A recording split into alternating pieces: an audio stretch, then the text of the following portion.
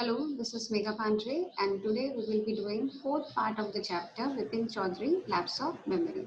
So here we continue first with the reading and then the explanation.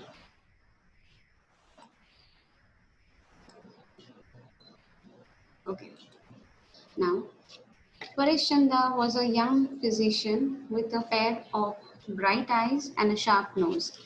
He became thoughtful when he heard about Bipin Babu's symptoms.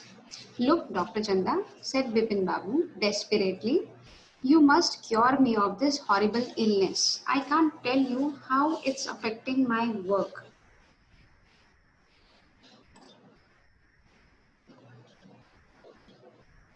Dr. Chanda shook his head.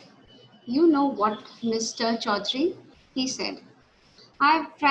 I've never had to deal with a case such as yours. Frankly, this is quite outside my field of experience. But I have one suggestion. I don't know if it will work, but it's worth a try. It can do no harm. Bipin Babu leaned forward anxiously. Lean, bend.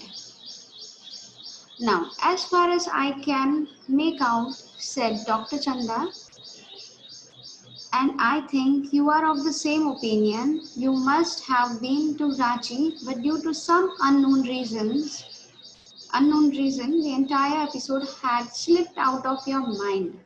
What I suggest is that you go to Ranchi once again. The sight of the place may remind you of your trip. This is not impossible. More than that, I cannot do at the moment. I am prescribing a nerve tonic and a tranquilizer. Now, what is tranquilizer? Tranquilizer is a drug taken to reduce tension or anxiety. Sleep is essential or symptoms will get more pronounced. Pronounced means strong. Bipin Babu felt somewhat better the next morning. After breakfast, he rang up his office, gave some instructions, and then procured a first class ticket for Ranchi for the same evening. Now, here I will continue with the explanation. Now, Paresh Chanda was a young physician who had never encountered a disease like Bipin Babu. So he prescribed a nerve tonic tranquilizer so that Bipin Babu could get a good sleep as it was essential for him. He also advised him to go to Ranchi and find out truly if at all he did went to Ranchi and see if can recall anything from when he visited the place. Bipin Babu felt a little better the next morning after taking the medications. So he decided to leave for Ranchi and find out the truth by himself. So here we will continue the explanation. Getting off the train at Ranchi next morning, he realized at once that he had never been there before. He came out of the station, took a taxi, and drove around the town for a while. He realized that the streets, the building, the hotel, the bazaar, the Morabadi hill, with none of these had he the slightest acquaintance. Would a trip to the Hudro Fall helps? Would a trip to Hudro Fall help? He didn't believe so, but at the same time, he didn't wish to leave with the feeling that he hadn't tried enough. So he arranged for a car and left for Hudro in the afternoon. At 5 o'clock the same afternoon in Hudro, two Gujarati gentlemen from a group of picnickers discovered Bipin Babu lying unconscious beside a boulder.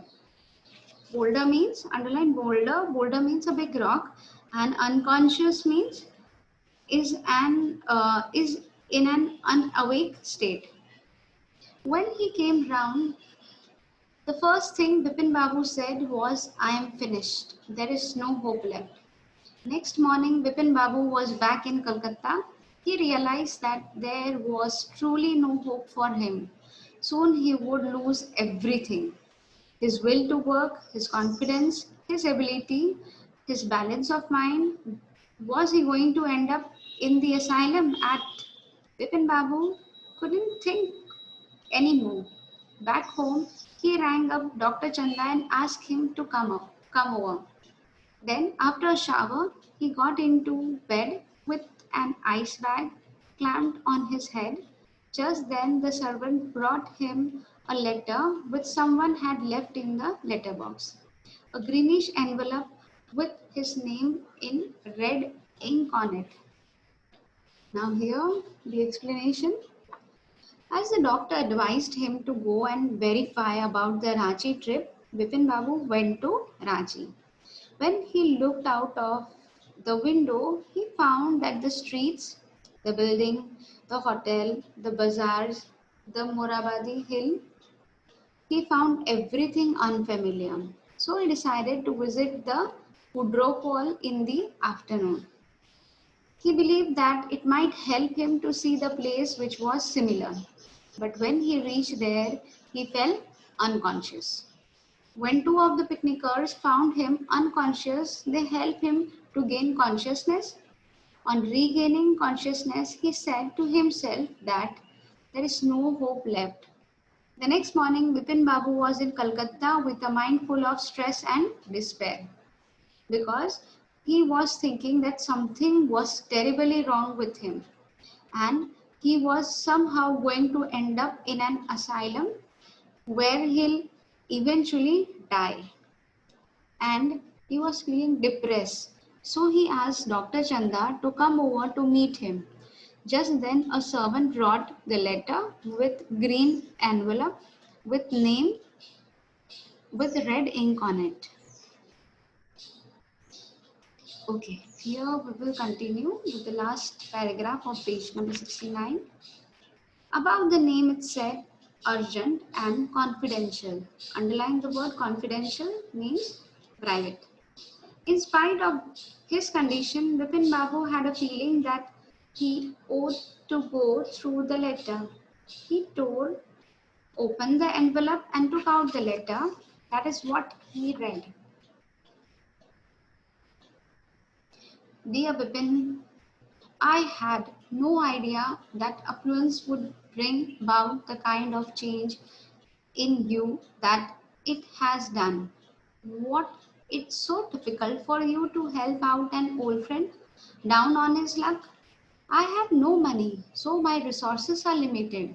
What I have is imagination, a part of which I use in retribution of your unfeeling behavior. Underline the word retribution means severe. Well, you'll be all right again now. A novel I've written is being considered by a publisher. If he likes it enough, it'll see me through the next few months. Yours, Chunnilan. When Dr. Chanda came, Bipin Babu said, I am fine. It all came back as soon as I got off the train at Ranchi. A unique case, said Dr. Chanda.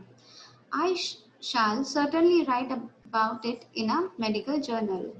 The reason why I sent for you, said Bipin Babu, is that I have a pain in the hip from a fall I had in Ranchi.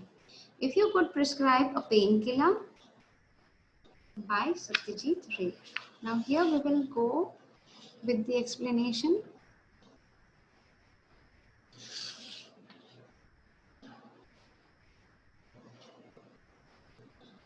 Bipin Babu opened the letter which was from Chunni Lal.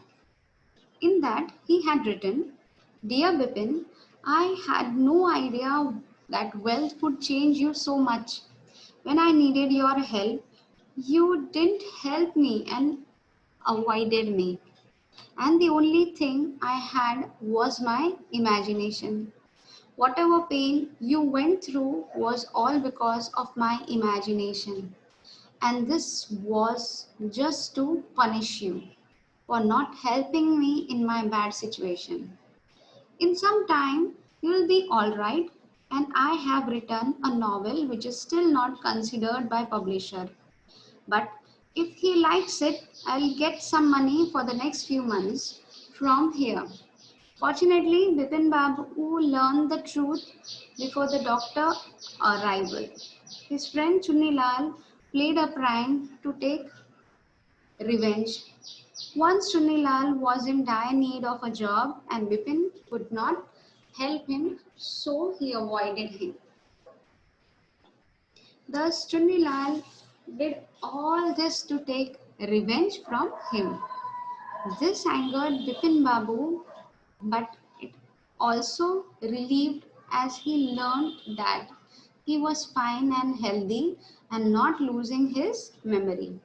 Finally, when the doctor arrived, Bipin Babu gave him false excuse instead of admitting that it was a prank. He says that visiting Raji brought his memory back and he is fine now.